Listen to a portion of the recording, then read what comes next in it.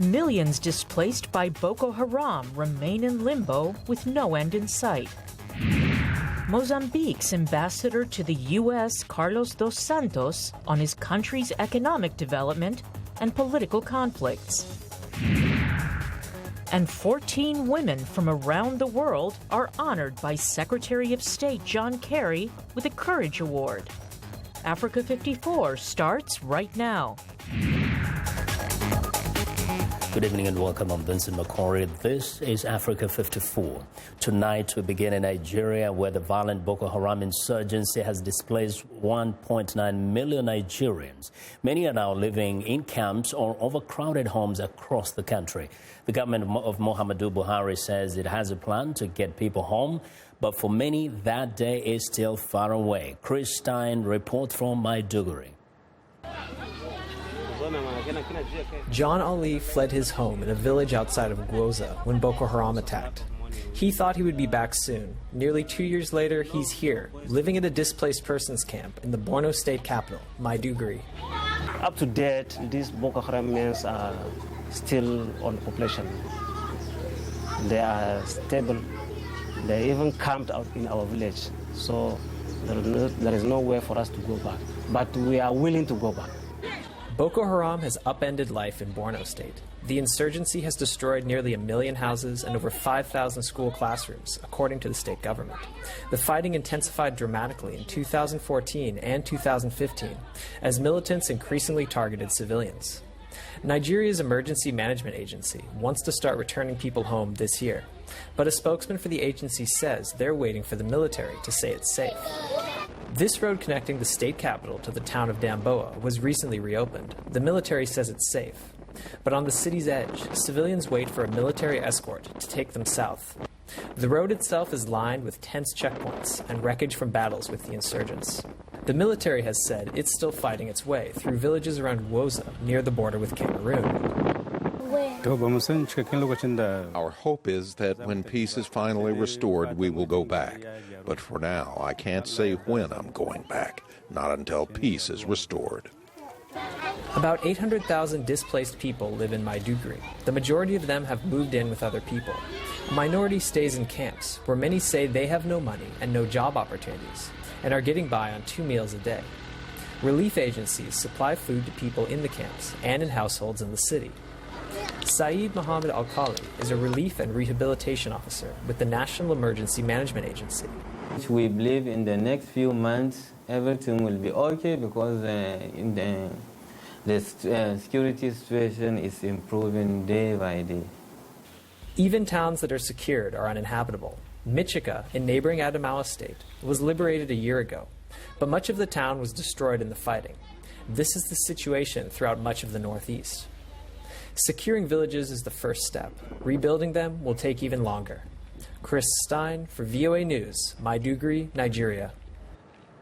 Well, moments ago, U.S. Secretary of State John Kerry spoke here in Washington at the U.S.-Nigeria Binational Commission. We want Nigeria to succeed. And I don't say that with any element of patronizing or arrogant or any kind of view other than the fact that we know there are challenges. You know there are challenges. That's what your election was about. And so we're all aware that the world right now is facing many different challenges in terms of governance in various parts of the world, and for various reasons: absence of capital, absence of structure, having to build capacity. These things take time. Nobody's pretending that it's an overnight operation. Well, that was Secretary of State John Kerry speaking at the U.S.-Nigeria Binational Commission here in Washington. Now, UN Secretary General Ban Ki-moon has convened a meeting in Geneva on resettlement of Syrian refugees. Speaking to international delegates at the one-day conference, Mr. Ban called for an exponential increase in global solidarity to deal with the problem. We are here to address the biggest refugee and displacement crisis of our time. This demands an exceptional and support from the member states. This demands an exponential increase in global solidarity. Today we will discuss important numbers, but first and foremost, this meeting is about people, our people. While at the meeting, UN High Commissioner for Refugees Filippo Grandi thanked Egypt, Iraq, Jordan, Lebanon and Turkey for their contributions. Grandi also stressed that the plight of the refugees needed to be at the heart of the discussion. Ban called on delegates to pledge to facilitate additional pathways for the admission of Syrian refugees. He says those pathways can include resettlement or humanitarian admission, family reunions, as well as labor or study opportunities. States have pledged more than 178,000 places for refugees to go. The UN Refugee Agency wants to find places abroad for 1/10 of the 4.8 million Syrian refugees crowded into countries in the surrounding region over 3 years. Now, Greek police patrolling the country's northern border clashed Tuesday with several hundred migrants, many of them fleeing the war in Syria, who have been blocked from crossing into Macedonia. Now, thousands of others encamped near the village of Idomeni ignored government orders to move into temporary shelters as protests continue to mount against a European crackdown on the flow of migrants from the Middle East and South Asia. When we came off the boat, they brought us straight here. We had no type of information here, nobody to give us information, nobody to. For example, for families that face similar difficulties to be given any exceptional consideration compared to single people. Well, the European Union says the number of migrants leaving Turkey for the West has dropped sharply in the past week as the 28-nation EU works to implement a return plan for migrants who do not qualify for asylum under the deal. For the latest on the European refugee crisis, reporter John Zarokostas joins us live via Skype from Geneva. Now, John, first let's start with these talks in Geneva. How many other countries have given really concrete pledges to the plan that Mr. Ban is proposing? It's incremental. My sources tell me that as of around 6 o'clock, the number had gone up from 179,000 to 185,000. So during the day, about 6,000 more pledges came in. For instance, New Zealand pledged an extra 600 people to be resettled. The Norwegians and the Swedes agreed to take more people over the next 3 years as well. So it's incremental. This is the beginning to try and get the rich countries to be more receptive to taking Syrian refugees and refugees in general, which has become a hot political and divisive issue in the European Union. So this is a beginning, and the Office of the High Commissioner for Refugees is very innovative. It's talking, for instance, of visas for family reunions, scholarships for students, all other avenues, work sponsorships to get out of this demonizing of the refugee that has divided Europe in the last 9 months. And John, talking about demonizing the refugees, we know that one of the concerns of the UNHCR is that there's widespread fear across Europe, that is among the citizens of those countries. Is there anything in this plan that can help to soften the hearts or change the perspectives of those of the civilians of these nations? Well, the new scheme, especially the agreement between the European Union and Turkey, that there'll be a more thorough registration and of the refugees coming through. So you will have checks and balances. A lot of the fear has been that an element, maybe a small fraction, might be linked to extremist groups. So the measures will be more strict, and the refugees will not be able to shop around. They will be allocated a country and they have a choice to go. Right now, many have refused to go to some countries. They prefer to go where they have relatives or friends. For instance, popular destinations have been Germany and Sweden. But the new scheme with EU and Turkey will be more strict in its allocation, so there's fair burden sharing. But again, the burden sharing was one message here, that the neighboring countries to the Syrian conflict, Lebanon, Jordan, Turkey, Iraq, and Egypt, have a big burden compared with the rich countries. Turkey, 2.7 million refugees. Lebanon, more than 1.1 million. Jordan, 600,000. So the question is, rich countries can do more. Because of the political divisions, this is a first incremental step. There will be a humanitarian summit in Istanbul in May. There's hope to be more movement there. Then there's a G8, and then, of course, the big summit in New York a day before the General Assembly opens in September. Well, so John, it's getting the world to be more kind to the refugee. Well, something we'll be watching very closely. John, thank you very much for your excellent reporting. That is John Zarocostas reporting live via Skype from Geneva, Switzerland. Now, all the way to the east, the Yemeni army, backed by local fighters, seized control of parts of Aden held by al-Qaeda on Wednesday in its push to clear the Hardline group from its stronghold in the southern port city. Now, security sources say the forces took over the central prison, surrounding buildings and presidential areas in Mansoura district after 3 days of clashes. Aden is the temporary home of Yemen's government, which was forced out of the capital, Sana'a, by a separate conflict with Iran-allied Houthi rebels in 2014. Now, the war has drawn in a Saudi-led military alliance and killed more than 6,000 people. The United Nations Children's Fund says thousands of children in Yemen are dying from direct and indirect causes of the country's brutal year-long war. Well, for the latest on the situation in Yemen, reporter Zaid Al-Alaya joins me by phone from Sana'a. Hello, Zaid. Zaid? Hello, Zaid, can you hear me? Zaid? All right, looks like Zaid cannot hear us. Zaid Alaya, can you hear me? Okay, well, we'll talk to Zaid hopefully in a moment when he gets to listen to us on the situation in Yemen. Well, turning to another situation, or rather, let's take a break right now. We want to know what you think about Africa 54 and the stories we cover. Join the conversation on Facebook. The address is Africa54. And check out our headlines 24/7 on voaafrica.com. Find me on Twitter at VOA Vince Makori. Well, coming up, Mozambique's ambassador to the U.S. discusses economic development in his country. Stay with us.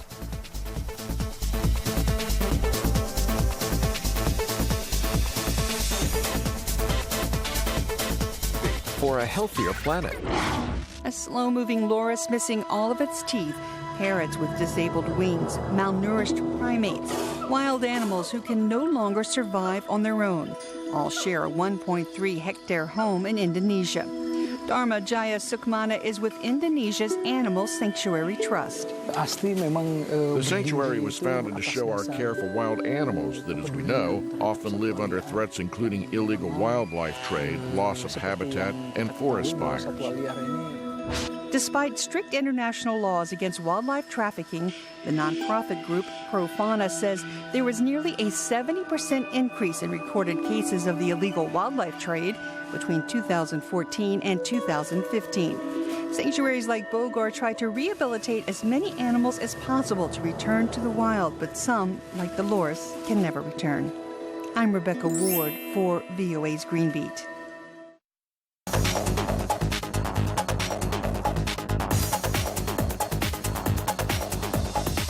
Well, in business news, for weeks, motorists have been waiting in long lines to get petrol in Nigeria. For the complete story, here's Africa 54 business correspondent Jill Malandrina joining us live from New York. Hi, Jill.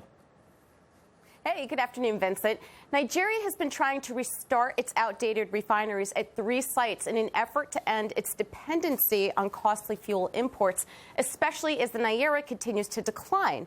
But there could be some relief in sight, possibly as early as next week, as Nigeria is in talks with oil majors Chevron, France's Total, and Italy's Eni to get help revamping the refiners, according to Oil Minister Kachikwu.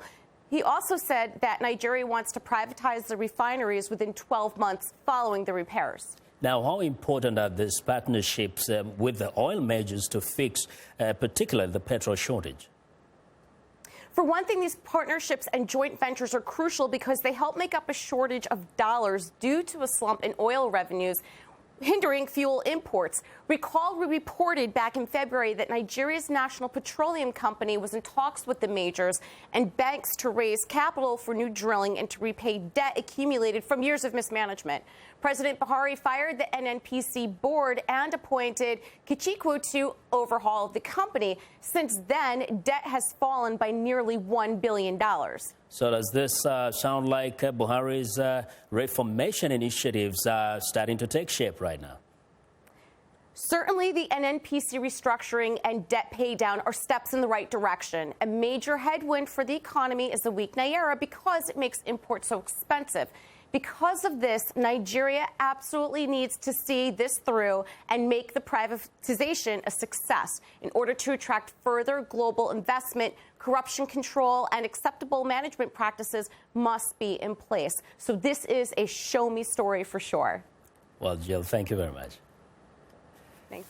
Well, that's Africa 54 business correspondent Jill Malandrino reporting live from New York.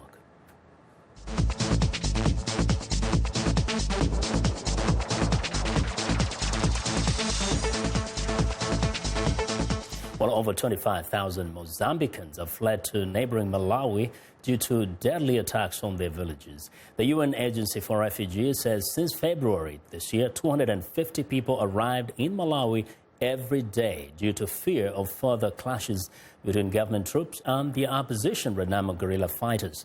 Despite the feud, the South African nation is among the fastest growing economies in that region. I recently sat down for an interview with Mozambique's ambassador to the U.S., Carlos dos Santos. Share with us a little bit what has inspired this growth in Mozambique. The economy has been growing at an average of 7 to 8% per annum over the past decade, and that was due to developments in other sectors, not the hydrocarbons and the coal. These are new developments which are great for the economy of the country, but the main sectors that have enabled this development have been agriculture, which is the mainstay of the Mozambican economy. It is the basis of survival of Mozambicans. We don't have a lot of commercial agriculture, but the economy has depended on agriculture for forever because our population lives in the rural areas, the majority of it, and they all have small farms. And what has happened over the years is that they have been improving the techniques of production, and the current movement is towards mechanization and assisting peasants to produce more in smaller areas. But this has been the mainstay of the economy. And then you have light industries that have developed over the years for food processing, textiles, and then you had a period which there was a decline of the textile industry almost all over the world, and our markets were Eastern Europe, and that resulted in the decline of the textile industry. But you still have some functioning light industries. Now, there's a lot of talk about mega projects in Mozambique. And it started with the Mozal aluminium smelter plant. It's the most modern aluminium smelter plant in Africa because it was built recently. And is a huge concern. That was about a $2 billion investment, the first big investment in Mozambique. And that contributes to the GDP growth considerably. So a number of times we calculate the GDP of Mozambique with Mozal or without Mozal. That was in the past few years, but more recently we have more mega projects. We don't have to do that because we have heavy sands, have mineral sands in Nampula province, in northern Mozambique, which is also a mega project. We have the coal in Tet is a mega project, and many others. Transport and communications has been also an important sector of development because Mozambique is a gateway to Southern Africa, to the landlocked countries of Southern Africa. And transport and communications has been developing to serve not only Mozambique, but those countries in the hinterland and northern part of South Africa.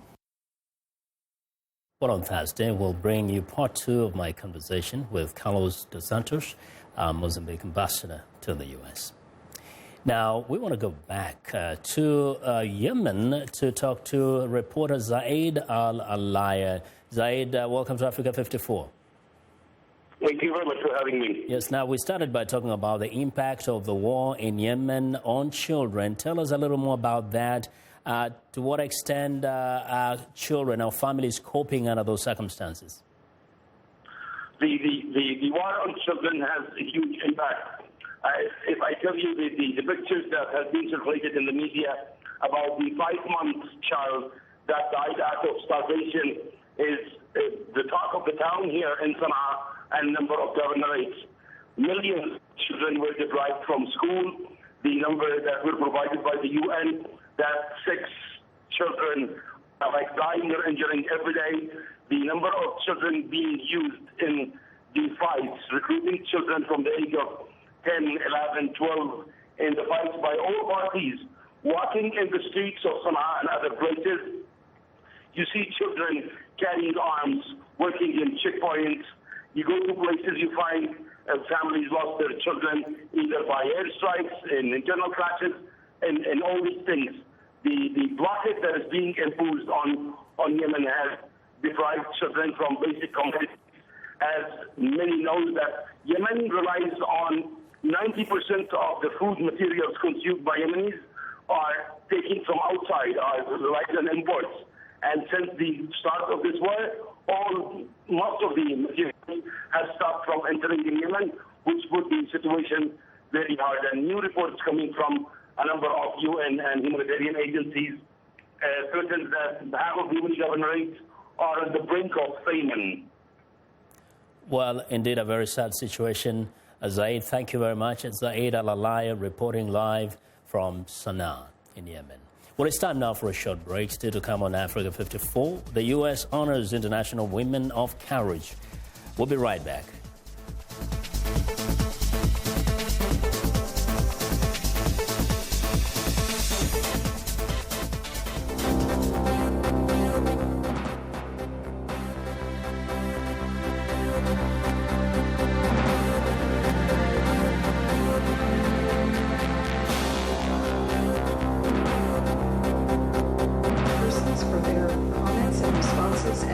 The Ebola outbreak in West Africa is no longer a public health emergency of international concern.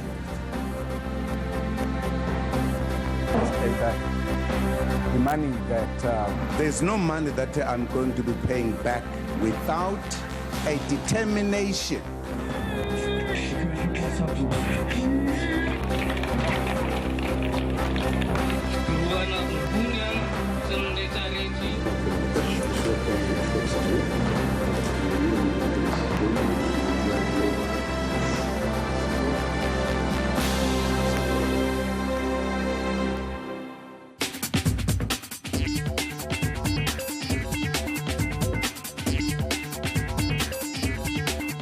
Welcome back to Africa 54. Here's what's trending.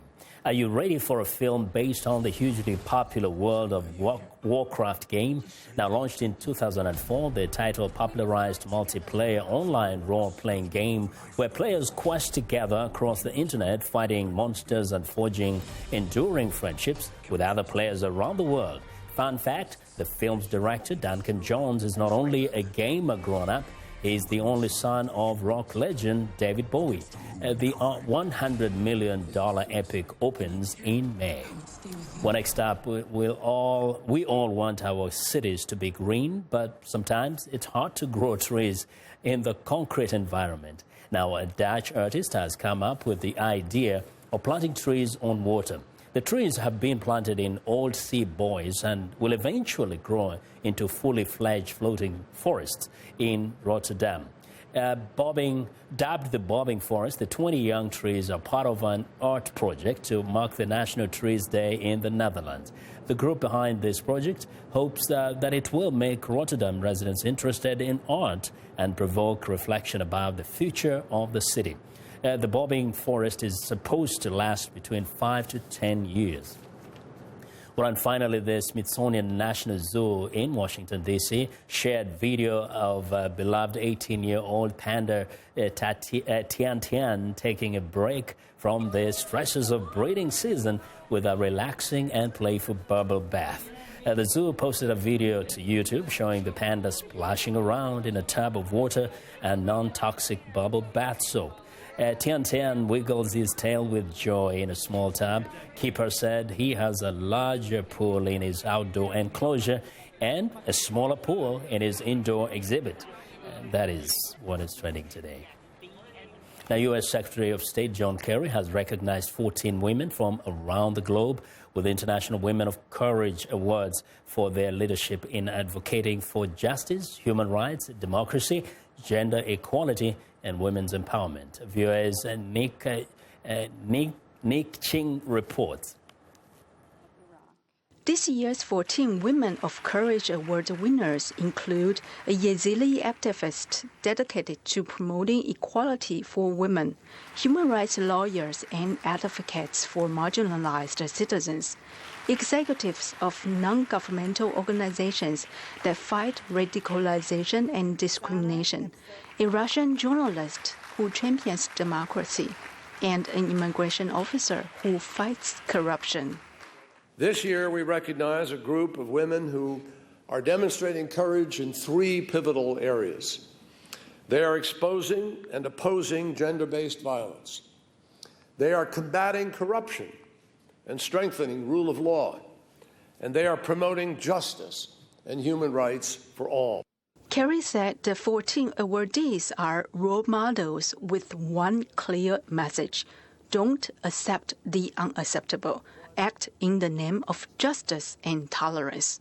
One of those honored, human rights activist Ni Yulan of China, was barred from traveling to Washington by her government. Nisha Ayub is the first transgender woman being granted this award. She told VOA that as one of the transgender Muslim women living in a Muslim-majority country, all she asks is to be treated as a normal citizen. We are asking for basic thing, which is the basic human rights, freedom of expression, freedom of education and everything. This year marks the 10th anniversary of the International Women of Courage Awards. The United States has honored 101 women for their achievements since the award's inception. Nike Ching, VOA News, the State Department. Well, that's our show for today. Be sure to watch Africa 54 on our website at voaafrica.com. For more news, tune in to VOA's evening radio show, Africa News Tonight at 1800 UTC and in the mornings today. Break Africa between 0300 and 0600 UTC Monday through Friday. Thanks a lot for watching, and from all of us in Washington, have a good night. So, Johnny.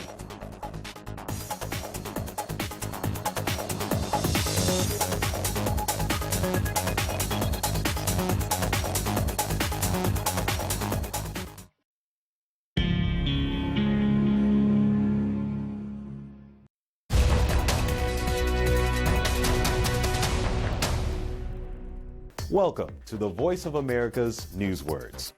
Here is a story that has to do with defects or problems with cars. Listen for the word that means to take back something. Recall. They had meetings over this defect. They shared complaints over this defect. Yet there was no investigation by the government and no recall by General Motors until 10 years later. Recall. It is a word that means to ask people officially to return something. In our story, there were major problems with some General Motors cars. The man says the U.S. government and the car company took too long to issue a recall, so the cars could be fixed. Now, when you hear the word recall, your American English will be good enough to know what this news word means.